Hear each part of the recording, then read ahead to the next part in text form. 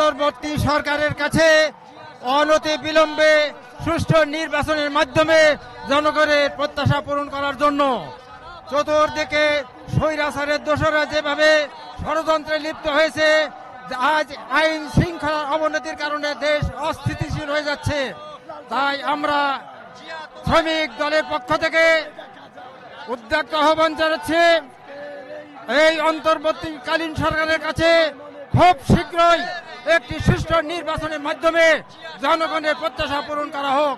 আমার নাম মতিউর রহমান, বাংলাদেশ জাতীয়তাবাদী নৌযান শ্রমিক কর্মচারী দলের কেন্দ্রীয় কমিটির সাধারণ সম্পাদক।